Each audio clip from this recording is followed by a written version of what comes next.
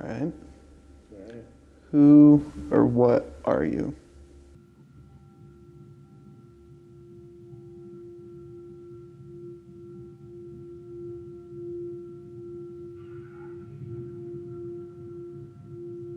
I think the thought that comes to me is that I'm curious.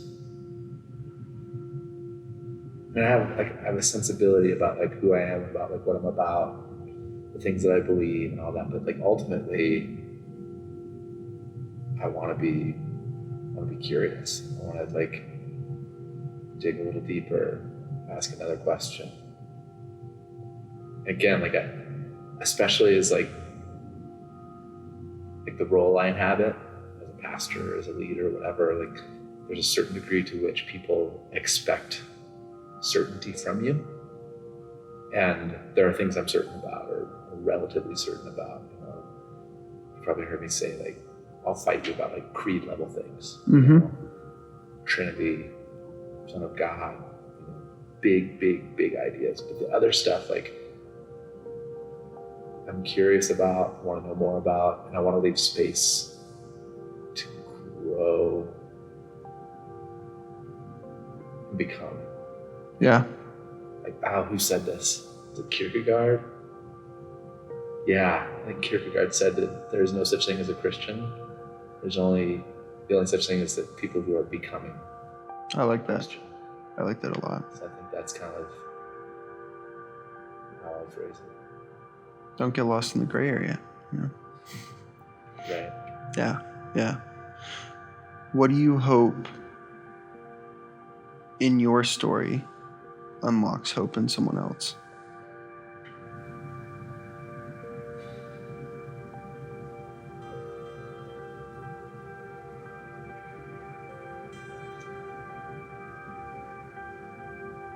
I hope that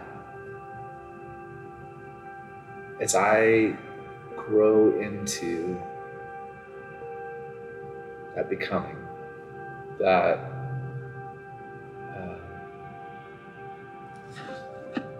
more fully fledged version of who I think God made me to be, I hope that somehow it creates space for people to be who they are.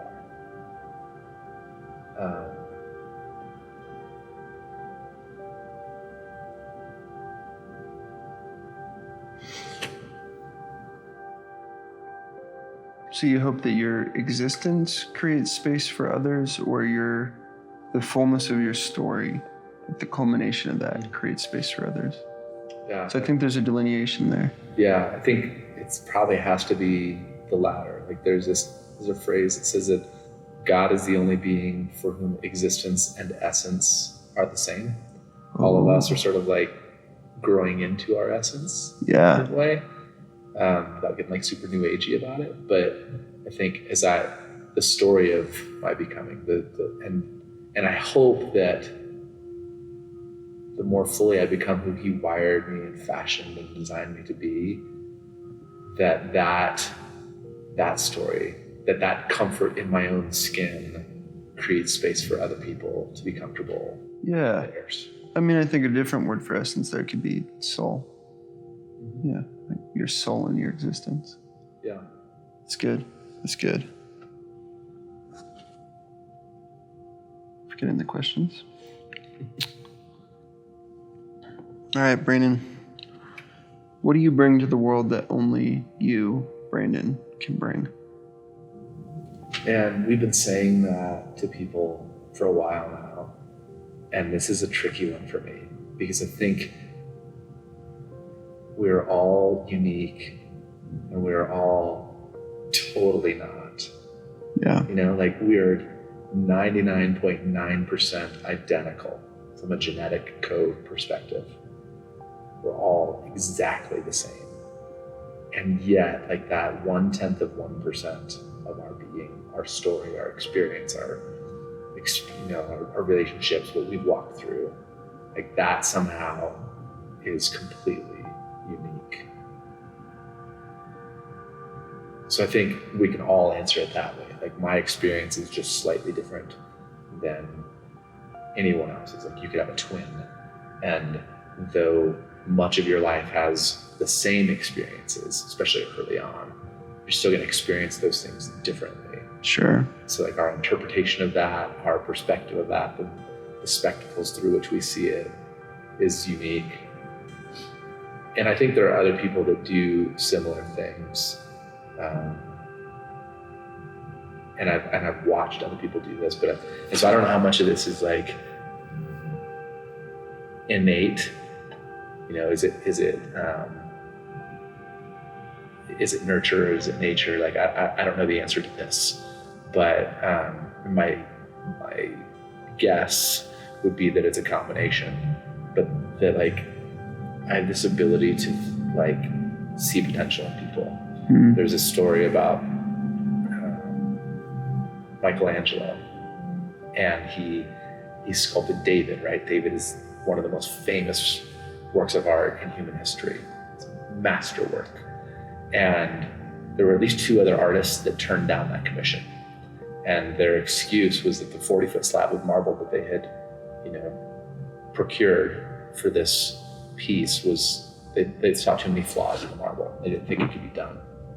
And someone after that, and knowing that, had asked Michelangelo, like, well, how did you turn that slab of marble into David? And he said, I never saw the marble. I just saw David. And I chipped away everything that wasn't him. And I think I've been given the gift of many people being able to see potential in me that I wasn't necessarily able to see at that point in my life. And whether I've intuited that, learned those skills, it's a natural sort of God-given ability, I don't know, but like I just see David in people. And I want to like help chip away the things that are not, the superfluous things that aren't going to help them or that aren't fully who they are. Like that's the thing that I get excited about. That's the thing that I want to do. Yeah, I love that. That's a good answer. It's a really good answer. Last question. All good responses so far, but so don't screw it up now. Yeah, you're on a hot streak, man. But if you were to die right now, just pow, gone, no goodbyes, nothing like that, what part of you would be left in those around you?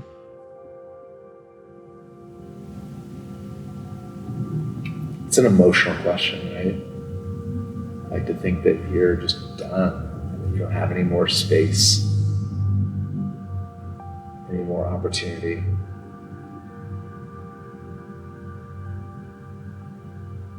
I don't know, maybe this is cliche, but I kind of don't care. I really want the people that I knew and that knew me to know that I loved them.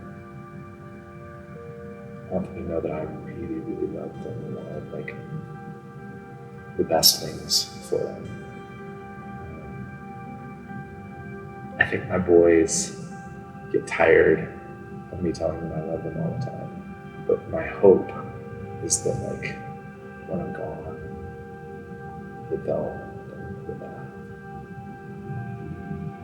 that they're like in their soul, in their core, and they're like, yeah, my dad actually loved me. Yeah. God doesn't repeat himself often. Right. But when he does. Yeah. Pretty clearly that's the theme. Yeah. I think that's probably the best thing you can want to leave with anyone. The most pure thing. So, good answer, man. 4 for 4. Cool.